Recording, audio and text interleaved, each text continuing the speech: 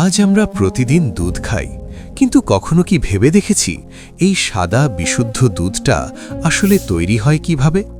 আরও অবাক করা বিষয় হল 1400 বছর আগে কুরআন শরীফ এই প্রক্রিয়া নিয়ে এমন এক সত্য বলেছে যা আজকের আধুনিক বিজ্ঞানও স্বীকার করে। কুরআনে বলা হয়েছে, নিশ্চয়ই গবাদি পশুদের মধ্যে তোমাদের জন্য শিক্ষা রয়েছে। আমি তাদের পেটের ভেতর থেকে তোমাদের পান করাই মল ও রক্তের মধ্যবর্তী স্থান থেকে বিশুদ্ধ দুধ। সূরা নাহাল আয়াত 66। একটু থামুন, মল আর রক্তের মাঝখান থেকে দুধ, এটা কিভাবে সম্ভব?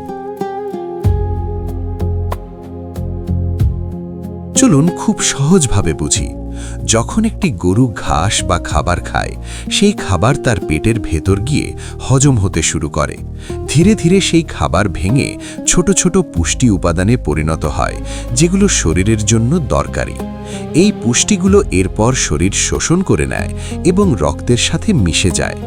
অন্যদিকে খাবারের যে অংশ শরীরের কাজে লাগে না, সেটা ধীরে ধীরে বর্জ্য বা মলে পরিণত হয়। অর্থাৎ একই খাবার থেকে একদিকে তৈরি হচ্ছে বর্জ্য আর অন্যদিকে তৈরি হচ্ছে পুষ্টি, যা রক্তে প্রবাহিত হচ্ছে।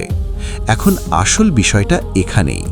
এই রক্ত, যেটার ভেতরে পুষ্টি মিশে আছে, সেটা গরুর শরীরের একটি নির্দিষ্ট জায়গায় যায়, যাকে বলে স্তন গ্রন্থি। সেখানে গিয়ে শরীরের বিশেষ কোষ এই পুষ্টিগুলোকে প্রসেস করে, ফিল্টার করে এবং একদম নতুন একটি রূপ দেয়, যেটা হলো দুধ। মানে খাবার থেকে শুরু করে হজম, তারপর রক্তে পুষ্টি এবং শেষ পর্যন্ত সেই পুষ্টি থেকেই তৈরি হয় দুধ, একটা সম্পূর্ণ আলাদা, পরিষ্কার এবং খাওয়ার উপযোগী তরল। খেয়াল করে দেখুন, এই পুরো প্রক্রিয়ার মধ্যে একদিকে রয়েছে ময়লা বা বর্জ্য আর অন্যদিকে রয়েছে রক্ত। আর ঠিক এই দুইয়ের মাঝামাঝি এই জটিল কিন্তু নিখুঁত সিস্টেমের মধ্য দিয়েই তৈরি হচ্ছে দুধ। আজকের বিজ্ঞানও ঠিক এই কথাই বলে। খাবার হজম হয়, পুষ্টি রক্তে যায়, আর সেই রক্ত থেকেই দুধ তৈরি হয়। কিন্তু প্রশ্ন হলো, 1400 বছর আগে এই এত সূক্ষ্ম এবং ভেতরের প্রক্রিয়া এত নির্ভুলভাবে কিভাবে বলা হয়েছিল? চতুষ্পদ জন্তুরা যে খাবার ও ঘাস খায়, তা থেকে তাদের পাকস্থলিতে গোবর ও রক্ত তৈরি হয়। এই দুইয়ের মাঝখান থেকে আল্লাহ সুবহানাহু ওয়া তাআলা সম্পূর্ণ আলাদা, পবিত্র ও সুস্বাদু দুধ উৎপন্ন করেন, যার কোনো রং বা গন্ধ গোবরের সাথে মেলে না।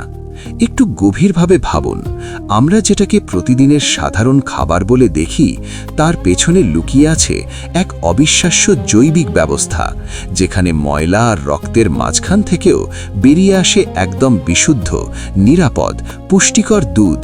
এটা শুধু বিজ্ঞান না, এটা এক ধরনের নিখুঁত পরিকল্পনার প্রমাণ। এখন সিদ্ধান্ত আপনার, এটাকে আপনি শুধু কাকতালীয় বলবেন, নাকি এর ভেতরে লুকানো কোনো বড় সত্য খুঁজে দেখবেন?